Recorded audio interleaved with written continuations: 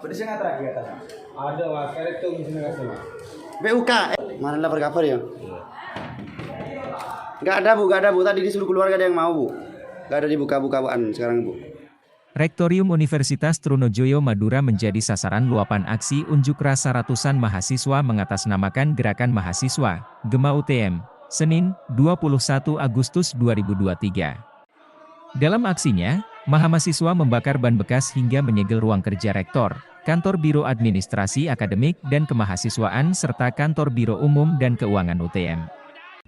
Mahasiswa menuntut pihak Rektorium UTM menyelesaikan permasalahan 1.200 ijazah alumni lulusan 2022 hingga 2023 yang tidak terdaftar di web Kementerian Riset, Teknologi, dan Pendidikan Tinggi. Selain itu, mahasiswa juga menuntut transparansi dan mekanisme penentuan besaran nilai uang kuliah tunggal yang dirasa memberatkan sejumlah mahasiswa.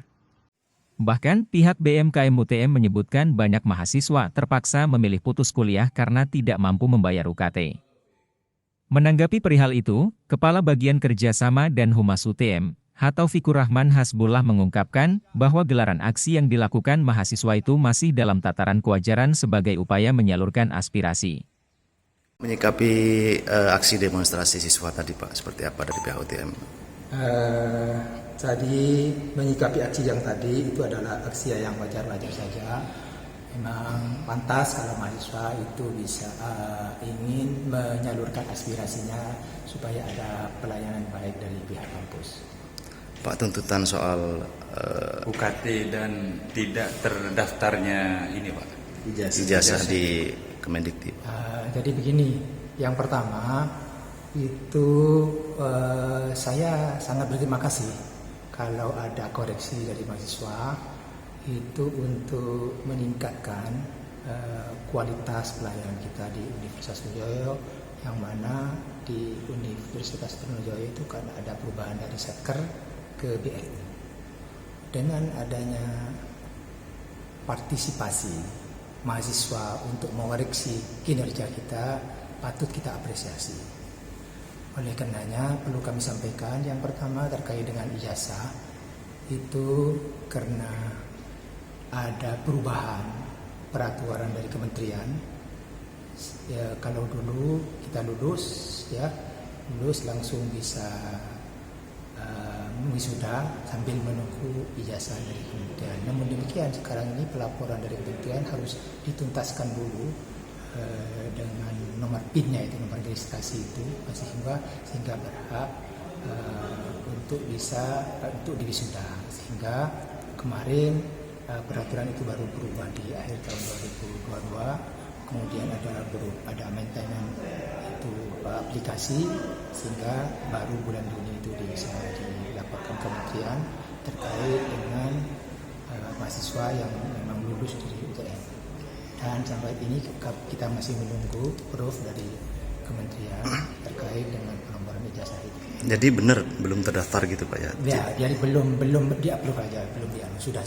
Belum di-upgrade ya? Ya, belum di-upgrade karena ada perubahan itu aplikasi aja, perubahan aturan baru. Pak, terkait UKT Pak yang sampai siswa tidak merotol kuliah Pak.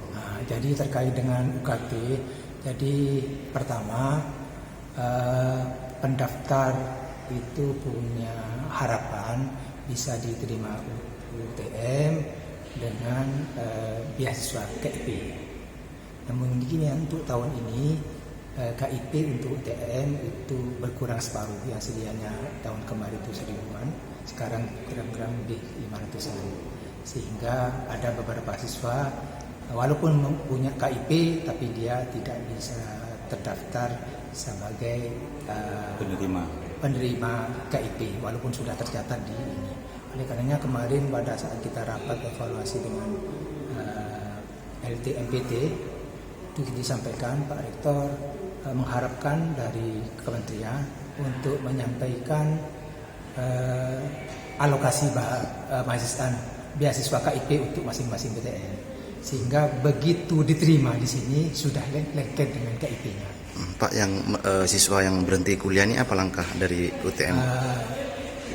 Kalau dari UTM yang berhenti kuliah, memang UTM mengharapkan bisa mengangsur ya, angsur kalau misalkan kebetulan mengajukan keberatan, kemudian mengajukan kepada pemerintah untuk ada penambahan beasiswa KIP kuliah, kemudian ada kepada Pemkab, kita kerjasama dengan Pemkab Semadura menghimbau kepada Bupati untuk bisa mengalokasikan beasiswa bagi mahasiswa yang memang diterima di UTM dan berasal dari kurang latar belakang kurang mampu, diharapkan bisa dapatkan KIP dari pemerintah kabupaten, termasuk dari stakeholder. Penentuan UKT itu Pak?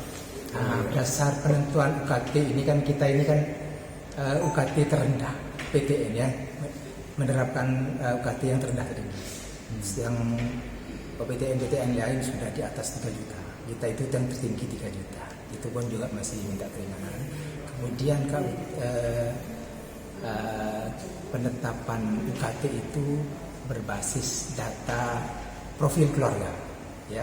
Jadi keluarga, bapak, ibu, kemudian anak dan sebagainya, sehingga nanti berapa sisa penghasilan itu nanti bisa ditetapkan sebagai dasar penetapan UKT.